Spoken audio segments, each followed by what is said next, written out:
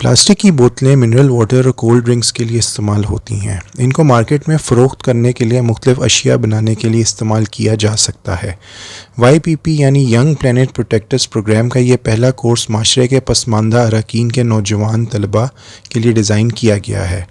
ये course street children को तालीम देने के लिए वक्फ स्कूलों में पढ़ाने के लिए दस्तयाब है। अपने स्कूल के लिए कोर्स का शेड्यूल बनाने के लिए ईमेल पर रब्ता करें। इस स्लाइड में इस्लामाबाद में पैदा होने वाले प्लास्टिक के फजले की तफसीलात दिखाई गई हैं, जहां रोज़ाना 1000 टन फजला पैदा होता है। रद्दी के जो डीलर होते हैं वो इस फजले को चुनने के बाद छांटते हैं और उसके बाद छोटे और बड़े पैमाने के ताजरों को फ़रोख्त कर दिया जाता है। ये स्लाइड खाली प्लास्टिक के बोतलों के बारे में कुछ बुनियादी मालूमात फराहम करती है, जैसे कि छोटी बोतल का वज़न 20 ग्राम होता है, ढक्कन 2 ग्राम का होता है, 50 बोतलों का वज़न 1 किलोग्राम होता है, जबकि 500 ढक्कनों का वज़न 1 किलोग्राम होता है। इस स्लाइड में कचरे की रिसाइकलिंग के दौरान उठाए जाने वाले मुख्तलिफ़ इक़दामात को दिखाया गया है। जैसा कि हम देख सकते हैं कि प्लास्टिक के फजले को सबसे पहले जमा किया जाता है, उसके बाद छांटा जाता है और इनकी दर्जाबंदी की जाती है। फिर इनको धोया जाता है और फिर टुकड़े टुकड़े करके पैलेटाइज़ किया जाता है और उसके बाद इनको नई मसनूआत में तब्दील किया जाता है। इस स्लाइड में बग़ैर प्रोसेसिंग के ढक्कनों से तैयार करदा अशिया को दिखाया गया है। इस स्लाइड में ढक्कन पिघलाने के बाद तैयार करदा अशिया को दिखाया गया है। इस स्लाइड में भी ढक्कन पिघलाने के बाद तैयार करदा अशिया को दिखाया गया है। जमा की गई बोतलें 100 रुपये फ़ी किलोग्राम के हिसाब से फ़रोख्त की जा सकती हैं। हाथ से तैयार करदा अशिया को शुरू करने के लिए बहुत कम रकम की ज़रूरत है। फ़र्श टाइलों की पैदावार भी कम फंड से शुरू की जा सकती है।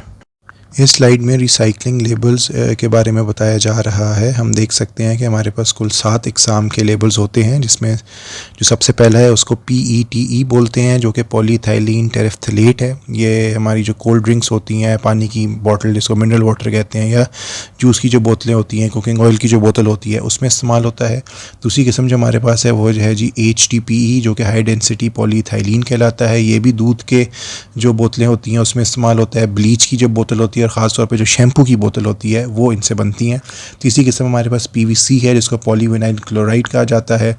ये मिठाई और जो फल पैक करने की जो ट्रेज़ होती हैं उसमें इस्तेमाल होता है। चौथी किस्म हमारे पास LDPE है, जिसको लो डेंसिटी पॉलीइथाइलीन कहा जाता है।